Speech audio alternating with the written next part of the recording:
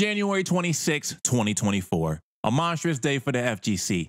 Tekken 8 will officially be released on PC, PS5, and Xbox Series X and S. At this point, we watched the character trailers, gameplay footage from gaming publications. We got a good idea of what's in store. With what we currently know, will Tekken 8 push the Tekken franchise to the next level and the FGC as a whole? Before we answer the question of this video, we gotta go back in time a bit to the release of Tekken Tag Tournament 2, as that was a defining moment for the Tekken franchise. It was a double-edged sword, to say the least. Tekken Tag Tournament 2 was released in 2012 on consoles, and it was well received by critics and the audience. Famitsu scored it 39 out of 40. I mean, this game had it all. The roster was stacked with every character from the franchise up to that point. Well, except him, because he's absolutely broken. The customization was off the charts. You thought Tekken 7 had great customization? Tekken Tag 2 was on that GOAT status in that department. Would you believe me if I told you they were even item moves? They're a little bit hard to describe. Let me show a couple for you.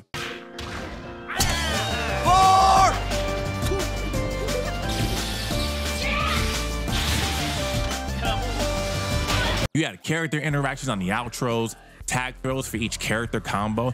The game was oozing with personality, expression. We love that. With all those positives, what went wrong? Well, for one, there was hardly any marketing for the game. And what's one thing you need for a game to succeed? Marketing.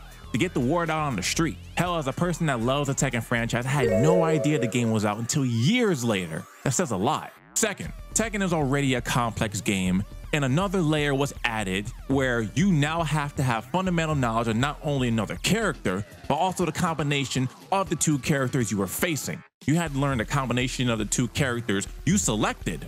The tag crashes, managing rage and reserve health. Mathematical equations doesn't have jack on the calculations made mid-match.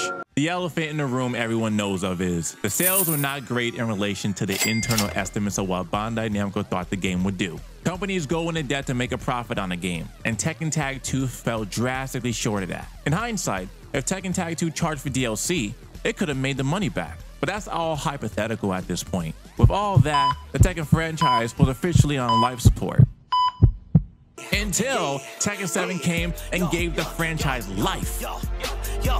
It was released in arcades in 2015 and on consoles in 2017, and it had astounding success despite not having a massive budget. Sold 3 million copies before its 1-year anniversary. Harada mentioned at the time these numbers surpassed the set expectations to the point where Tekken 7 has support for years, up until this current day and time. Tekken 7 is the most successful entry in the franchise, selling more than 10 million copies, besting the previous leader, Tekken 3, a classic in its own right. The competitive scene for Tekken World Tour started in 2017 and has been running every year since its inception, and Tekken 7 has had strong showings at tournaments like EVO, Combo Breaker, and more. With the combination of streaming taking gaming to new heights, Tekken 7 was able to ride that wave, and it helped it become more accessible all over the world, in my opinion. A few foundational pieces were set in this game that showed Bandai Namco wanted Tekken 7 to be more accessible. Let's start off with frame data. This was the first game where frame data was available in-game. Games before, this data was compiled together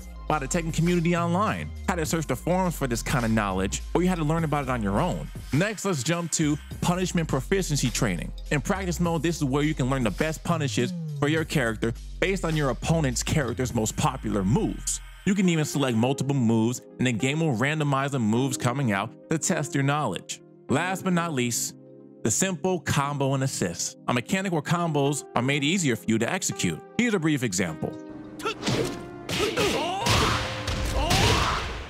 With its incredible comeback story from almost dying to operating at full strength, Tekken has its latest installment, Tekken 8 on Horizon, and I believe it has the potential to deliver on being the most successful Tekken of all time. Due to the massive success of Tekken 7, massive improvements have been made. Let me throw out a few for you. Just because a game has amazing visuals doesn't mean it will be a good game. However, we got massive upgrades in this department. I mean, look at this comparison of Kazuya between Tekken 7 and Tekken 8. You see the wrinkles in this man's face. The devil eye glows red. If you need another example, take a look at Lily's massive glow up. It's absolute cinema. Stages got the level up treatment too. This Paris stage from their new original character Victor says it all. Fighting on a boat, snazzy music playing, sign me up right now. Simple Combo 106 from Tekken 7 is fully expanded into its own playstyle called Special Style, where a single button will commit predetermined actions for the player. By adding this, Tekken will appeal to a wider audience of players that may not want to go into the complex intricacies of the game. I believe this will play a bigger role than we anticipate, because while you do need those die-hard fans, the casual player is important too. Rage arts are larger than life in Tekken 8. You want to talk about every character showcasing their own personality and style? That box is officially checked off. Take a look at Devil Jin's rage art in Tekken 7 and compare it to Tekken 8.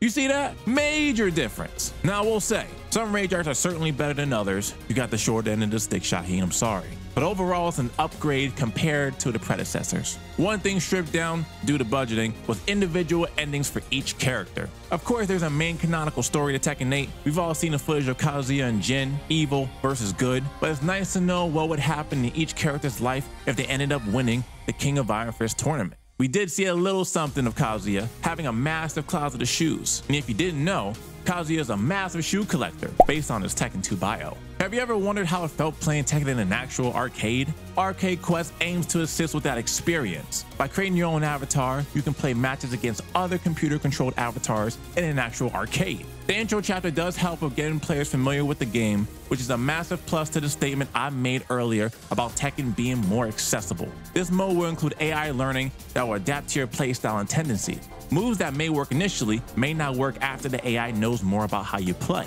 With all these great features added into the game and plenty more I didn't mention, there's still a couple major unknowns we need further data on to know how positively or negatively it will affect the overall game experience. Remember the Rage Art system? We have that, minus Rage Drive, and we also have a new system, the Heat system. It pushes you to be aggressive now more than ever. Each character on the roster has unique moves that can only be accessed in Heat, like Kuma's Wind Bear Fist. Yes, Kuma has an electric. Certain moves' properties may change, like for example, a move that's normally minus on hit may become plus on hit. I see the system being a major unknown because the system as a whole is new.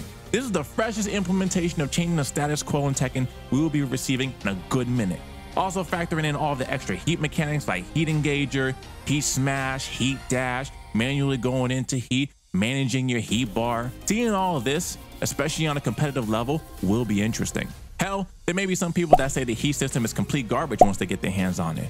Or they may already think that. With Tekken 7 having a long lifespan, we're acclimated to properties of specific moves for certain characters. I'm gonna use Lee Chaolan as an example. His slide is one of his best moves because it does allow for side switching and free Oki due to the plus properties of the move. In Tekken 8, Lee's slide doesn't side switch anymore. On top of that, without heat, it doesn't even knock down. It puts the opponent in crouch. Also, with Magic 4 being removed, it changes Lee's game plan slightly because you can't expect a combo for free damage on Magic 4s anymore. So little things like that, but across the whole character roster, we're gonna need to take into account. Some characters' identities are changed, and we need to see how much of an impact that will have on the game.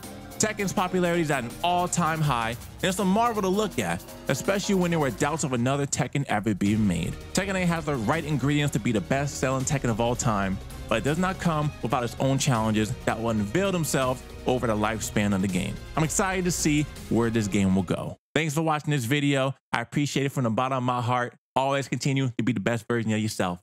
Peace.